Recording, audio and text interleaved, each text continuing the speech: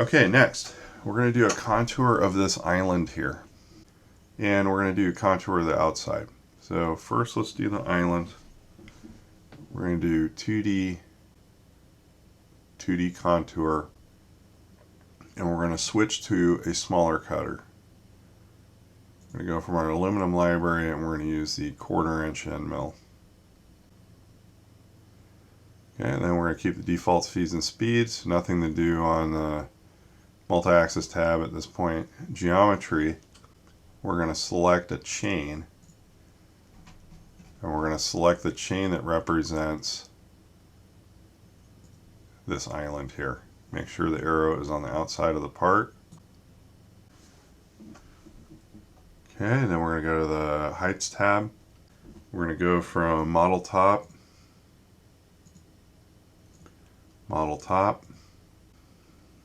Instead of selected contours, we're going to go to Selection. And our bottom height is going to be Selection.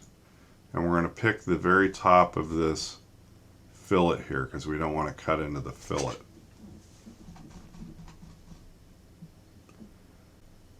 Okay, on the next tab, we're going to use Wear Compensation. Now these first boxes we're going to leave at default. We're going to go down to the Roughing Passes tab. We're going to check that box. And we're going to change the roughing step over to 0.125.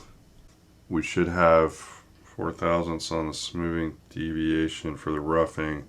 We're going to do 1 step down in Z. We now need to go back up because some boxes occur. And we're going to do lead-ins and all finishing. And we're going to change our step over on our finish. We're going to reduce that to 10 thousandths. Finish feed rate should stay at default. Now we're going to use multiple depths. On the step down, we're going to match that. It's going to be 0.125. We're not going to do any finish step downs on the bottom, so we'll leave that alone. On this, we want to account for spring back of the cutter load. So we are not going to finish at final depth. We may not have enough flute length with this cutter. We do want to rough the final, and we want to use even step downs. Order by islands is fine. Okay, we're not going to leave any stock to leave. We are going to turn on the smoothing box. And in this case, I don't think feed optimization will do anything. So we're not going to do anything with that. We're going to go to the linking tab. We're going to allow rapid retract. We're going to check the box that allows us the tool to keep the tool down so it doesn't do excessive rapids. We can leave the lead-in radiuses at default. We are going to set the vertical lead-in radius of 0. And unless the start point is questionable, we're just going to leave it all the rest at default. And our milling will come down to this height, leaving material for the fillet in the floor. Okay, next we're going to do a profile cut around the outside of the part. What we can do is right click on this contour. We're going to use the same tool. We're going to change some of the parameters. We'll go ahead and do a duplicate. And let's make sure we call this contour 2, so we're keeping things clear. And we're going to edit this toolpath. We're going to keep the first tab on default, second tab on default, second tab we're going to clear our selections. And we're going to select the outside rim of the part. We're going to go to Heights tab. We can leave the top one on Model Top. On our top height, we're actually going to start on Selection in the same location the previous cut ended.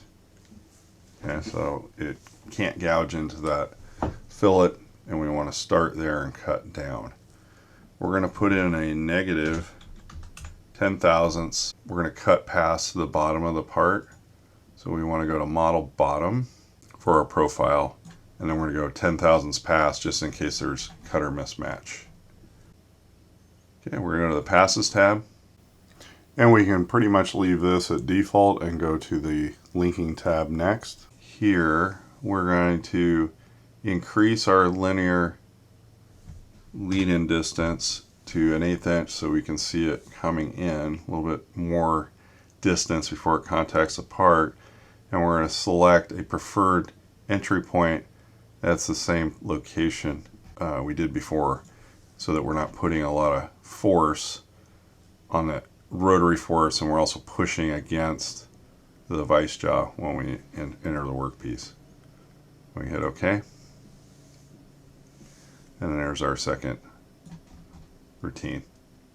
Now we're going to cut down the material on this surface here. We're going to use a command called flat, and it's a 3D command because it processes all the islands like this model without having to select anything. We're going to keep the default tool, same one we've been using. Don't have to do anything on multi-axis tab. We're going to go to geometry, and we're going to check the box that says machine over the tops of holes if they're any smaller than a 1/2 inch. And that way it'll skip over these features if it tries to process them. We're going to the heights tab. We're going to go from model top, but our top height is going to be from selection, and we're going to pick the top of that same fillet we selected before. And then our bottom height is going to be this face here. So we're going to cut from the fillet down to this face. Okay, on the passes tab, we're going to toggle to parallel method. We're going to change our step over to 1/8 inch, 0.125. We're going to cut both ways. We're going to do a finishing pass. Our finishing step over is going to be set at 0.01. We're not doing multiple depths. We're going to go to the linking tab. We're going to leave all this default, including the vertical lead-in radius. I'm going to leave it in this case. This is a case where that transition will keep it from having dwell marks. So we're going to hit OK. And there's our flat machining. So it should machine out, although it's going to avoid the material that's required for this fillet that we're going to cut from the side profile. Now we're going to do our first 5-axis move, and we're going to use the 1/4 inch end mill, and so we want to finish using that tool. So we're going to rotate the model so that we're looking at it from this corner here. And what we're going to do is we're going to machine out this area in here. So we're going to do a 2D contour. We're going to keep the 1/4 inch end mill, but we need to change our tool orientation by checking the box. We're going to select this face of the part facing Z up. X is going to be in the same direction it was, but we're going to go ahead and select it and make sure that you flip it so that it's always pointing at the rotary on the right. You may not have to flip the axis, but I did. On the geometry tab, so we're going to select an open chain, and we're going to select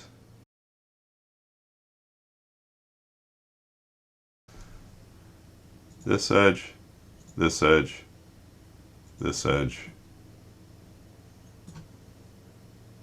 this edge,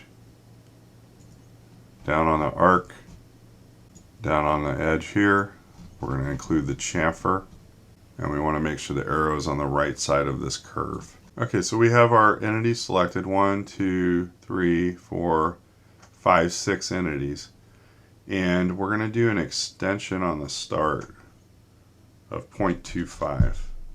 And now what it means is that cutter is going to go in a straight line from that edge, and that's where its start point is. And it's going to default to doing that on the exit as well. That's not necessary. We're going to put 0 there on this particular cut. We're going to hit OK.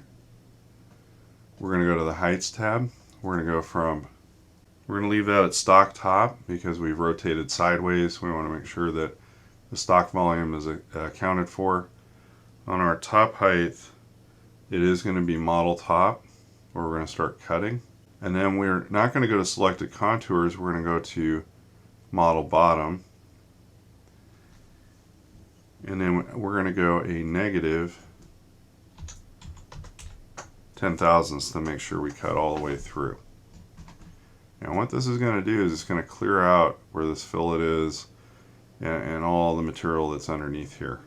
roughing pass. We're going to come back and finish it with another cutter. So we go to the next tab. Again, we're going to go to wear compensation. Select the roughing passes tab. We're going to change our roughing step over to 0.125. One finishing pass with a smoothing deviation at default. This will allow us to go back up to our finishing passes, and got a little error there, extra decimal. We're going to keep the default finishing pass of 25 thousandths. We're going to select the multiple depths box. Our maximum step down is going to be 0.125. We're going to do one finishing step down. We're going to leave 10 thousandths for that step down. We're going to finish at each step, again because of the spring passes. We're going to rough the final and use even step downs. Okay, we're going to check the stock to leave box. On radial stock to leave, we're going to leave 10 thousandths. And on axial stock, we're going to leave 0. We're going to check the smoothing box. And we're going to check the smoothing box, and we're going to check the feed optimization box. And then we're going to leave all of that at default. We're going to go to the linking tab. We're not going to keep the tool down. We don't want it moving rapidly in between this horseshoe shape. We want it to pull up. So it'll take a little bit more time, but to be safer. Our lead-ins are going to change. We're going to keep the lead-in radius, but our lead-in is going to be at 30 degrees instead of 90. And we're going to do a 30 thousandths lead-in, or 300 thousandths lead-in. No vertical lead-in radius. And that should be it. We're going to hit OK. And it should machine from the side. You see how we have these long 30-degree lead-ins that'll help it transition in without gouging the surface. Okay, but we are leaving material for the next cutter to come in. We're going to switch cutters. So we're going to go to 2D contour. We're going to select from our library our 1/8 inch flat end mill. Okay, we're going to keep the default speeds and speed.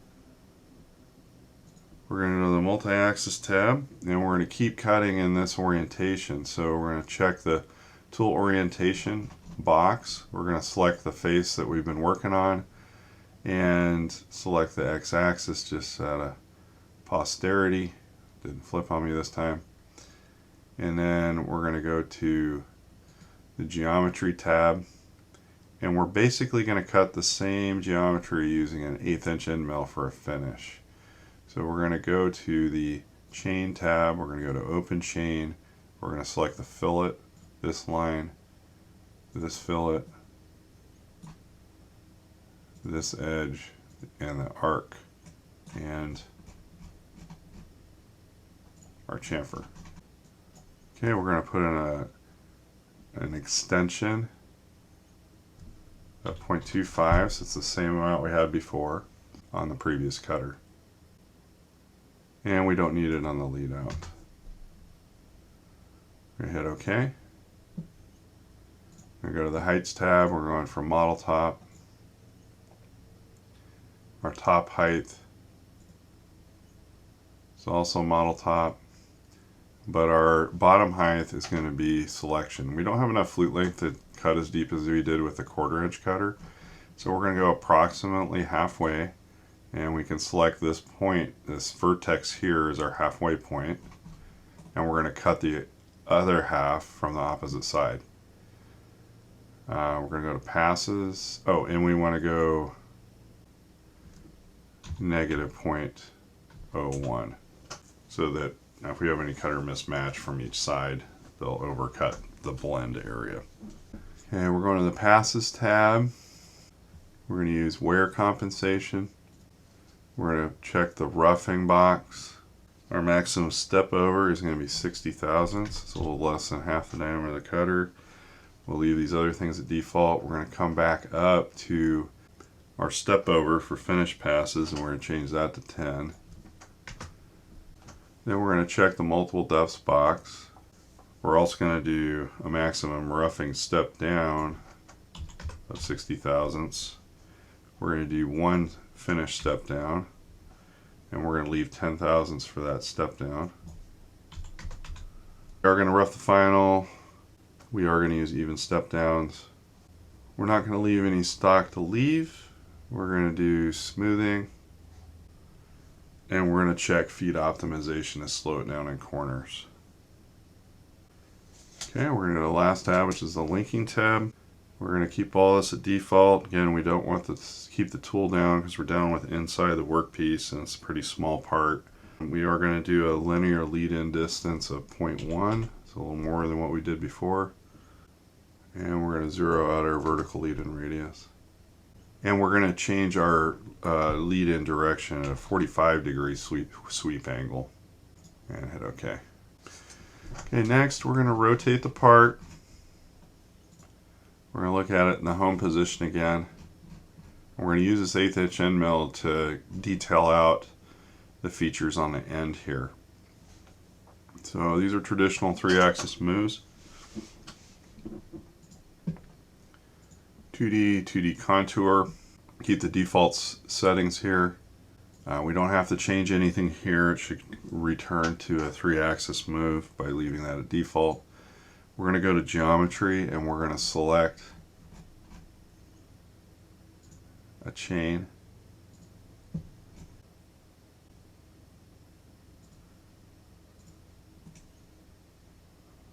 We're going to clean up this little notch in the end. The previous cutter was too big to go all the way in it.